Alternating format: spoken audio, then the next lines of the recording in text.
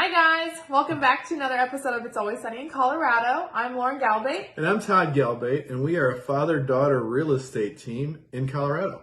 Yeah, we're sitting here in Dad's kitchen, and we're talking about house hunting, the fun part about the home buying process. But as always, what are we drinking, Dad? Oh, this is a new one.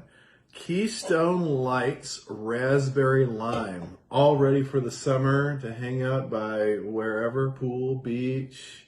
Your house, since we kind of have to. Your patio. Yeah, inside the house. Inside, outside away from people. Yeah, away from people. But cheers. But cheers. Hey, cheers. Refreshing. Yeah, I could play beer pong with that. That's a total summer beer. That is a summer beer. Yeah.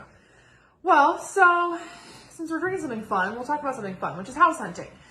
So basically, once you get your search set up, which is what we talked about last week, you're going to start getting these push outs of all the houses that fit your criteria that you set up. And so once you start finding those and the time is right to be shopping, it takes about 30 to 45 days to close these days. And so if we're making sure that we're shopping ahead of schedule and everything, once you find a house at the right time that you like and you think it's worthy of touring, we can set up a showing.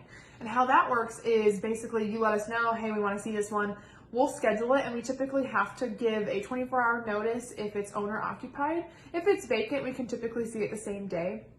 But then we'll schedule a showing, and basically we'll make sure that we're not spending more than 30 minutes to an hour at that showing if we have other showings scheduled back to back. Do you want to talk a little bit about how the actual showing looks? Yeah, and I think one of the things you just mentioned is a really good point. People are being nice enough to let us into their homes, and so some people have so much stuff to do to get out of the house.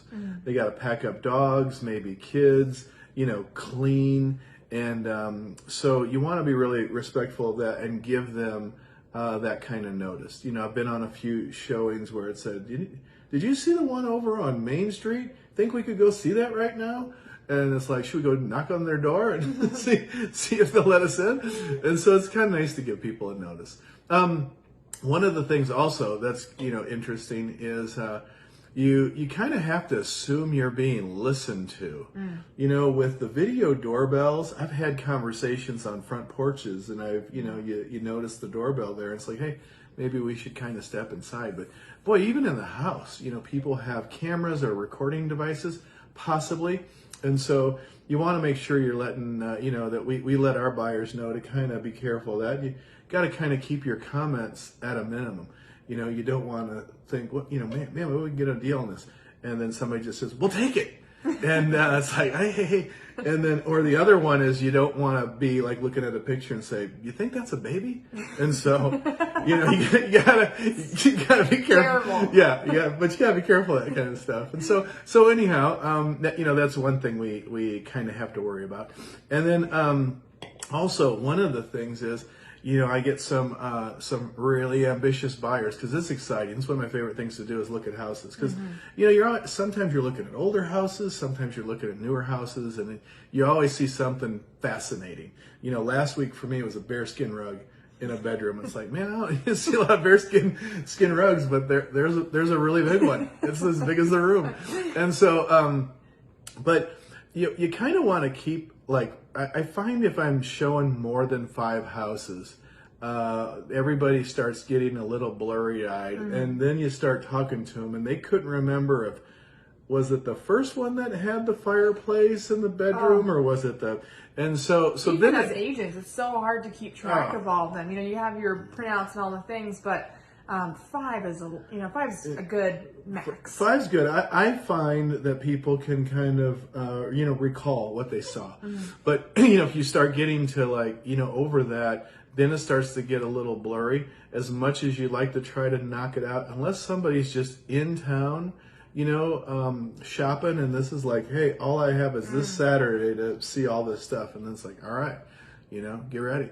But otherwise, it's you kind of want to keep it there so you can really remember it, because almost you're doing yourself damage by trying to pack too much in. When you everything kind of blurs together, you don't really remember the different features of the home. So it's better. We like to break the trips up if you know our buyers have the time. So yeah, absolutely.